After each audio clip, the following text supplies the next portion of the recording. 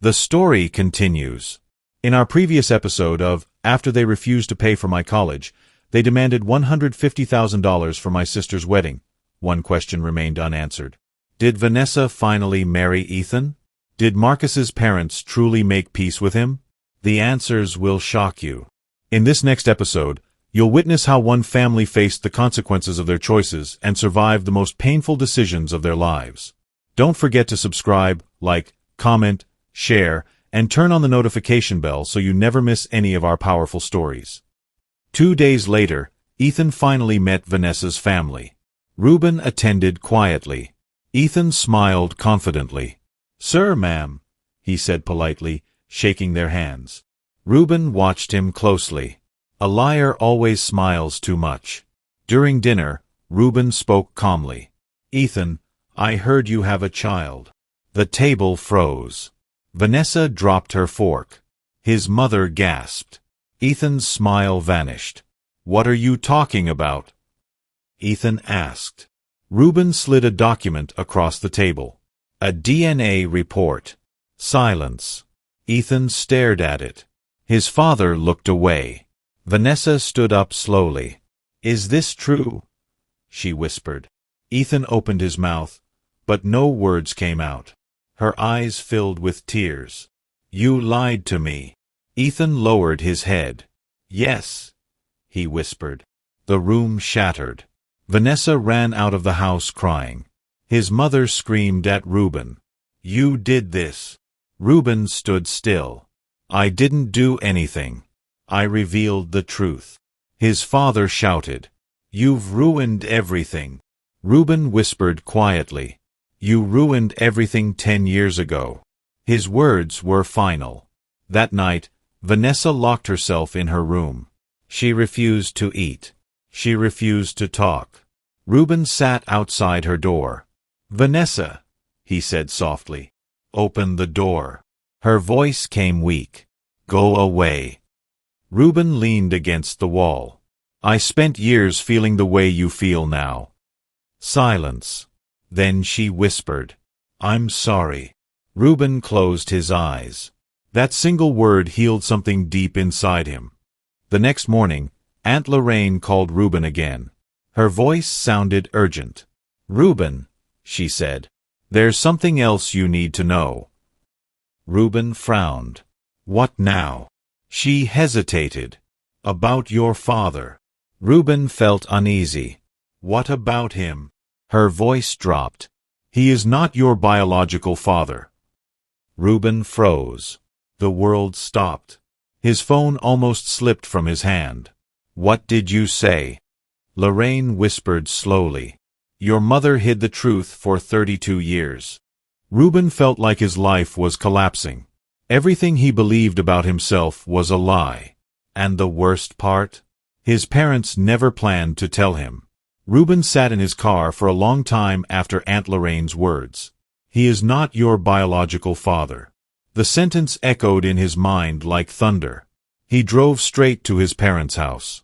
When he walked in, his mother was in the kitchen. His father was in the living room. Reuben didn't greet anyone. He spoke calmly, but his voice carried fire. "Am I your son?" His mother froze. His father frowned. "What kind of question is that?" Reuben stepped forward. "Answer me." His mother's hands trembled. "Reuben, why are you asking this?" Reuben looked directly into her eyes. "Aunt Lorraine told me everything." Silence crashed into the room. His father stood up slowly. His mother's face turned pale. Reuben felt his chest burn. "So it's true," he whispered. His mother burst into tears. "I wanted to tell you," she cried. Reuben laughed bitterly. "When?" "After I died." His mother sat down slowly. Her voice shook. 33 years ago, I met someone else." Reuben felt sick. "Who?" She swallowed. "Jonathan Reed." Reuben frowned. "That name means nothing to me." His mother wiped her tears. "He was brilliant, ambitious, wealthy." Reuben felt a strange chill. "He wanted to marry me," she continued. But your father, he loved me desperately. I made a mistake. I got pregnant. Reuben felt his hands tighten. So you chose him instead? She nodded slowly. Yes. Jonathan left the city. Your father agreed to raise you as his own. Reuben turned to the man he had called father all his life. Did you know? His father looked away. Yes, he said quietly. Reuben felt rage and pain collide. You knew I wasn't your son? His father nodded slowly. But I raised you, he said. Reuben laughed bitterly. You raised me with rejection. The words stabbed deep. That night, Reuben searched Jonathan Reed.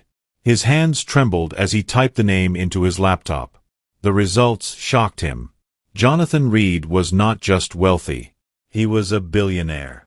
Founder of Reed Global Technologies. One of the most powerful black entrepreneurs in America. Reuben stared at the screen. His heart pounded. So this is my real father, he whispered. He looked at pictures of Jonathan Reed. Strong face. Calm eyes. For a moment, Reuben felt something strange. A connection. He whispered. Did he ever know about me?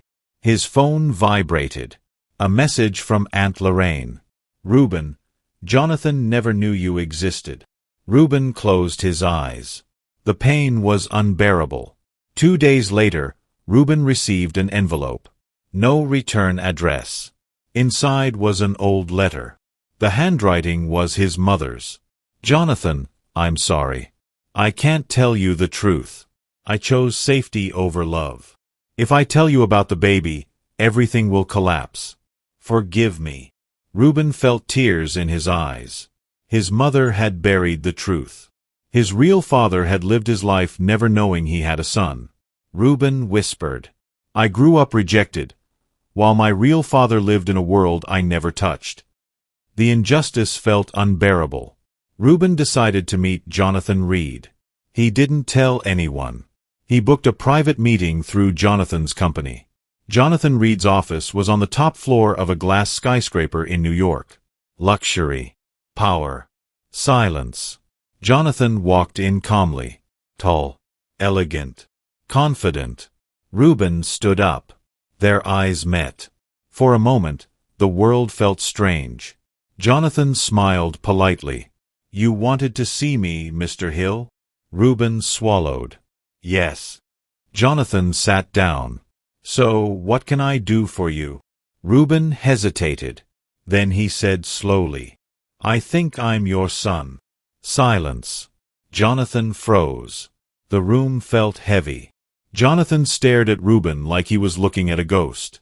This is not funny, he said quietly. Reuben nodded. I know. He slid a file across the table. Photos. Letters. Evidence. Jonathan's hands trembled as he read them. His voice cracked. You're serious. Reuben nodded again. Jonathan leaned back. His eyes filled with shock. We need proof, he whispered. Reuben nodded. I already expected that. They agreed on a DNA test. 3 days later, the results arrived. Jonathan opened the envelope slowly. His hands shook. He read the report. Then he looked at Reuben. His eyes were wet. 99.9% match, he whispered. Reuben felt his chest explode. Jonathan stood up slowly. For the first time in his powerful life, he looked weak. My son, he whispered. Reuben didn't know what to feel. Anger, joy, pain, loss. Jonathan walked toward him slowly. He hesitated. Then he hugged Reuben. Reuben stood still. He had never been hugged like this before. Not with truth. Not with pride. Jonathan whispered, I lost you for 33 years. Reuben felt tears roll down his cheeks. So did I. Jonathan Reed didn't stay silent. 1 week later, he flew to Atlanta. He wanted to meet Reuben's family. Reuben warned him. They won't take this well. Jonathan smiled calmly. I'm not afraid. When Jonathan entered Reuben's parents' house, The atmosphere changed instantly. His mother froze. His father stood up slowly. Vanessa stared in shock. Jonathan spoke calmly. "I came to reclaim my son." The words hit like thunder. His mother's knees almost collapsed. His father clenched his fists. Jonathan looked at Reuben. "My son deserves the truth. And justice." Reuben felt his heart race. The past was about to burn. Jonathan Reed didn't just confront Reuben's family in private. He went public. 2 weeks later, Atlanta's elite gathered at the annual Black Business Leadership Summit. Media cameras flashed everywhere. Reuben stood beside Jonathan Reed on the stage. No one understood why the billionaire had brought a young tech CEO with him. Jonathan held the microphone calmly. His voice was deep and steady. "Tonight," he said, "I want to introduce someone important to me." The hall went silent. Reuben felt his heartbeat pounding. Jonathan looked at him. "This is Reuben Reed, my son." Gasps filled the room. Whispers exploded. Reporters stood up. Cameras zoomed in. Reuben felt like the world had turned upside down. His parents watched the event on TV at home. His mother dropped the remote control. His father's face turned pale. Vanessa stared at the screen, trembling. The truth was no longer hidden. It was everywhere. The next morning, Reuben's parents came to his apartment. They didn't call. They didn't knock. They rang the bell repeatedly. Reuben opened the door slowly. His mother looked broken. His father looked older. They were no longer proud. They were afraid. His mother cried, "Reuben, please." Reuben looked at them quietly. "You called me when you needed money," he said softly. "Now you call me when you need mercy." His father swallowed hard. "We made mistakes." Reuben nodded. "Yes, you did." Silence filled the hallway. His mother knelt. "Forgive us." Reuben felt his heart shake. He had dreamed of this moment for years. But now that it had come, it didn't feel like victory. It felt like tragedy. Vanessa arrived later that day. Her eyes were swollen from crying. She stood between Reuben and their parents. She looked at Reuben. "I didn't choose this," she said softly. Reuben nodded. "I know." She turned to their parents. "But you did." Her voice was shaking. "For years, you made me a queen and him a stranger." Their mother cried harder. Vanessa continued. "You taught me to live in comfort while he suffered alone." She looked at Reuben again. "I'm sorry, brother." Reuben felt something break inside him. For the first time, Vanessa wasn't the golden child. She was just his sister. That night, Jonathan invited Reuben to dinner in New York. They sat in a private penthouse overlooking the skyline. Jonathan poured wine slowly. "Reuben," he said, "I want you to come live with me." Reuben froze. "Live with you?" Jonathan nodded. "You deserve to experience the life stolen from you." Reuben felt conflicted. "My life is here," he said quietly. Jonathan looked at him with gentle eyes. "You have 2 families," he said. "But only one chose you." The words hit deep. Reuben looked out the window. He realized something painful. His real father had chosen him instantly. His parents had chosen him only when he became valuable. Reuben returned to Atlanta one last time before making his decision. He gathered everyone in the living room. Jonathan sat beside him. His parents sat opposite them. Vanessa stood between both sides. Reuben spoke calmly. "I need to say something." Everyone listened. "For years, I felt unwanted. I felt invisible. I felt less than human." His mother cried silently. Reuben continued. "When I begged for college money, you told me to figure it out myself." His father lowered his head. Reuben looked at Jonathan. "But when my real father found me, he embraced me instantly." Jonathan placed a hand on Reuben's shoulder. Reuben turned back to his parents. "So now I have a choice." Silence. Everyone waited. Reuben inhaled deeply. I choose myself. The words landed heavily. 1 week later, Reuben stood at the airport. His parents stood far away. They looked small. Vanessa walked toward him. She hugged him tightly. Don't disappear, she whispered. Reuben smiled sadly. I won't. She pulled back. You're still my brother. Reuben nodded. Yes. Jonathan stood beside Reuben. Together, they walked toward the private jet. Reuben looked back one last time. His parents watched silently. For the first time in his life, Reuben walked away not as a rejected son, but as a chosen son. New York welcomed Reuben with lights and power. Jonathan introduced him to a new world. Luxury, influence, legacy. But Reuben felt something strange. He wasn't happy yet. He had money. He had status. He had a billionaire father. But he still carried wounds. Jonathan noticed. You're not smiling, he said one night. Reuben sighed. I waited my whole life for this, he said. But it doesn't erase the past. Jonathan nodded slowly. Then don't erase it, he said. Transform it. Reuben looked at him. How? Jonathan smiled. By becoming the man your past tried to destroy. Reuben felt something ignite inside him. A new purpose. 6 months later, Reuben Reed was no longer just a successful tech entrepreneur. He was becoming a legend. With Jonathan Reed's mentorship and global connections, Reuben expanded his company internationally. News headlines praised him. Reuben Reed, the billionaire heir who built his own empire. But Reuben never forgot Atlanta. He watched his old neighborhood from afar. He remembered the boy who begged for support and was ignored. He whispered to himself, I will never become like them. Back in Atlanta, Vanessa's life collapsed quietly. After the truth about Ethan spread, the engagement was canceled. Friends disappeared. Luxury invitations stopped coming. People who once admired her now whispered behind her back.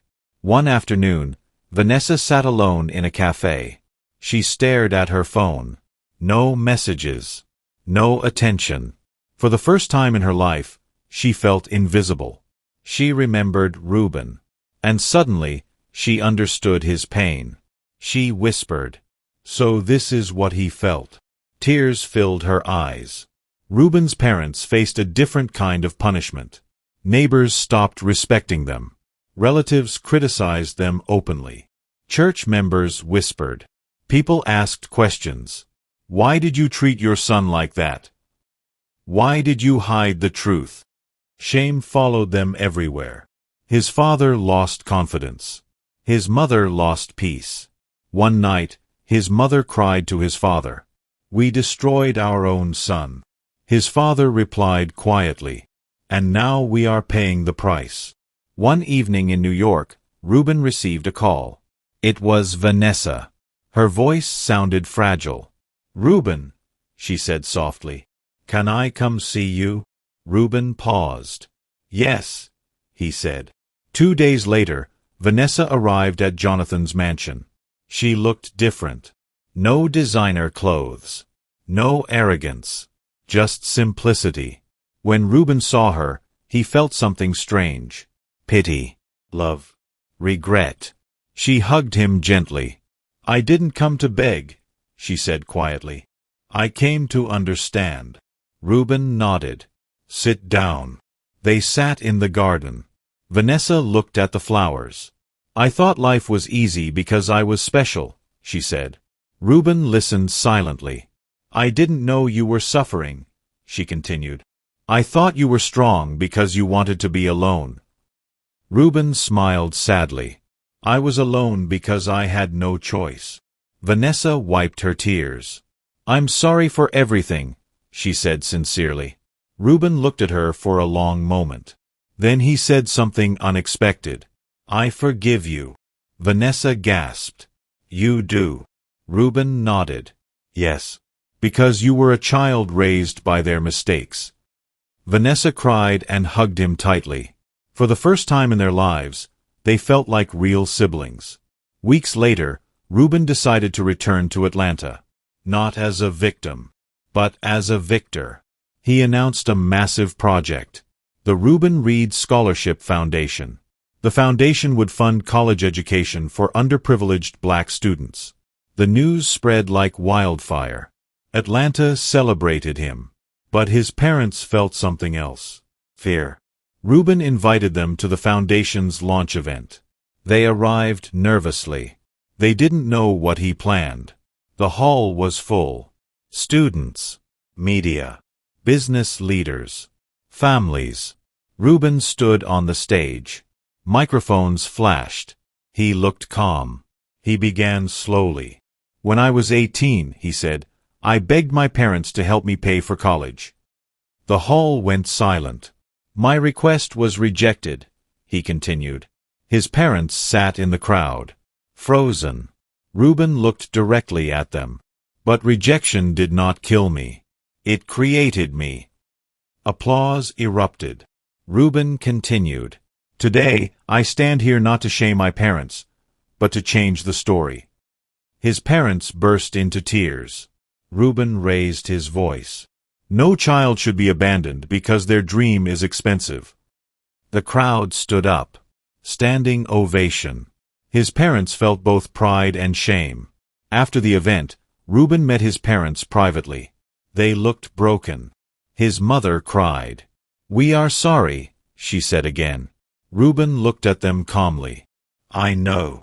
His father whispered, "Can we still call you our son?" Reuben paused. The question was heavier than money. He looked at them for a long moment. Then he said quietly, "Yes." They cried loudly. But Reuben added something else. "Not because you deserve it, but because I refuse to let your mistakes define my heart." His words were powerful. Years later, Reuben Reed stood on a balcony in New York. Jonathan stood beside him. Thousands of students had benefited from his foundation. Vanessa had become a social worker. His parents had become humble. Reuben smiled. Jonathan asked, "Do you regret anything?" Reuben thought for a moment. Then he said softly, "Yes." Jonathan looked surprised. "What?" Reuben smiled.